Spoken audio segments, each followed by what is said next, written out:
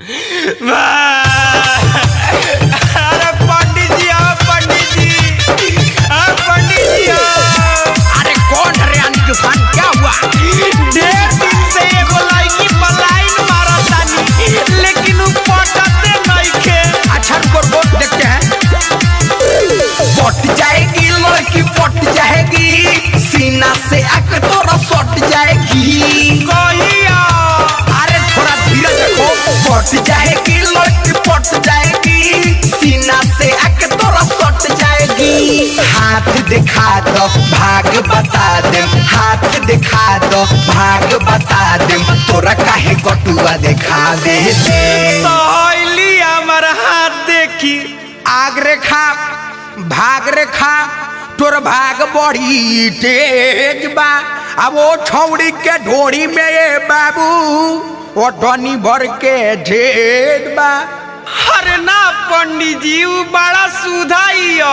अरे तो सुनो, सुधा बाछी लुगा चबावेले, सुधा बाछी लुगा चबावेले, सुधा बाछी लुगा चबावेले, सुधा बाछी लुगा चबावेले।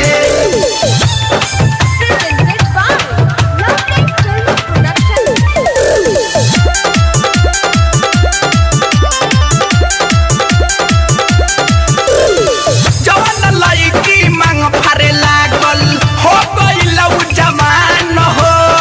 कवन ना कवन हो लड़का में बसे ओकर परान हो। अरे ना पंडित जी, ऐसन बात नइखे। जवान लड़की मांग फारे लागल, हो गइल उ जवान हो। कवन ना कवन हो लड़का में बसे ओकर परान हो। सुनो बात छेला भागे का कहेला, सुनो बात छेला भागे का कहेला, पट्टी तरह हथी खजुआ देले। अरे तो खाली हाथे खजुआई की पटबू करी। आंख फरकी खाट में सरकी, आ लड़की तब पट जाएगी। उत्तर टोला चाहे दक्षिण टोला, बोले पश्चिम टोला से आएगी। को भाई पंडित जी? अरे थोड़ा धीरज रखो। सुधा बाछी लुगा चबावेले, सुधा बाछी लुगा चबावेले, सुधा बाछी लुगा चबावेले, सुधा बाछी लुगा चबावेले। Music by Gaurav Rosal.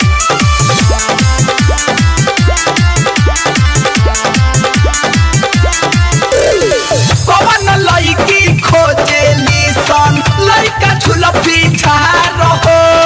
Shiv प्रेमी जैसन हो के तो टकल तेरे नाम हो। अरे तो हमरा में का कमी बा? कवन लड़की खोजेली सन, लड़का झुलफी झार हो। शिव प्रेमी जैसन हो के तो टकल तेरे नाम हो।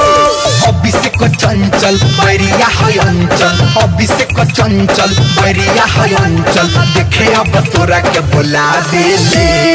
अरे बाबा, अगर उ पट जाई न तो तारा के चुआठ दारू 2 बोतल पियाए। आ दिल दिही बिल दिही, आ क्रिया खा के उगील दिही, शादी खाती राजी करी, आ माजा मारी ढील दिही। तो का दिक्कत बा? हम मार ले मत छोड़ देम। सुधा बाछी लुगा चबावेले, सुधा बाछी